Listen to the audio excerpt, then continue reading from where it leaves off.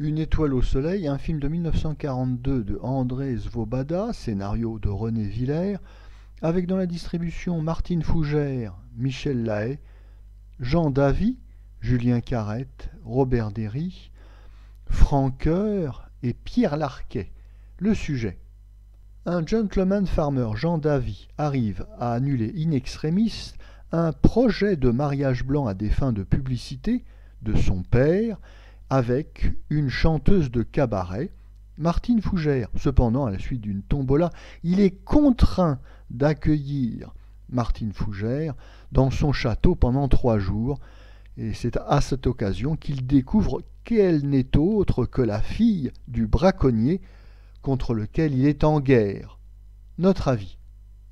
Alors que les films produits en zone sud, c'est-à-dire sous le contrôle de Vichy, sont souvent ennuyeux, oui, François Vineuil écrivant avec humour qu'ils semblent tous tirés de livres de la Bibliothèque verte, eh bien les films produits en zone nord sont souvent plus amusants, plus réussis. En tout cas, ils n'ont pas peur de montrer au public quelques femmes nues et souvent les histoires sont un petit peu ironiques.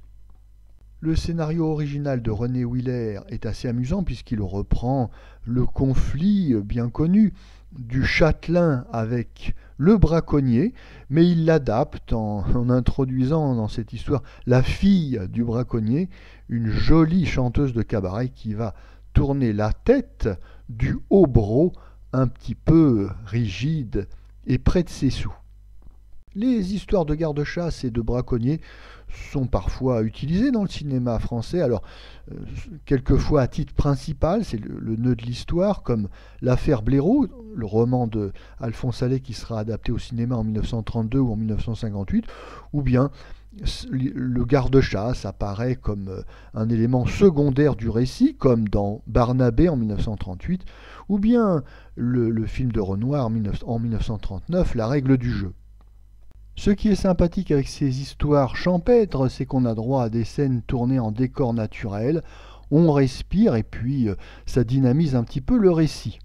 C'est ici le cas dans Une étoile au soleil où nous avons des scènes tournées en forêt et puis également des scènes tournées dans un village avec la population, le garde champêtre et le maire. Dans les rôles principaux, nous avons Jean Davy dans le rôle du hobereau. Jean Davy n'est jamais très à l'aise au cinéma, c'est surtout un acteur de théâtre. Et au cinéma, en réalité, on le connaît surtout pour sa voix, puisqu'il doublait régulièrement Errol Flynn, Robert Taylor et Orson Welles.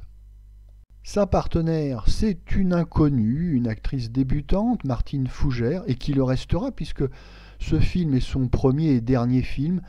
Oui, c'est assez étrange d'ailleurs, car cette Martine Fougère est bonne, elle est non seulement photogénique, mais elle est assez naturelle et spontanée dans son jeu, grande qualité pour une actrice de cinéma, et on ne s'explique pas réellement sa disparition des écrans après ce modeste film, mais d'une certaine qualité, Une étoile au soleil, 1942.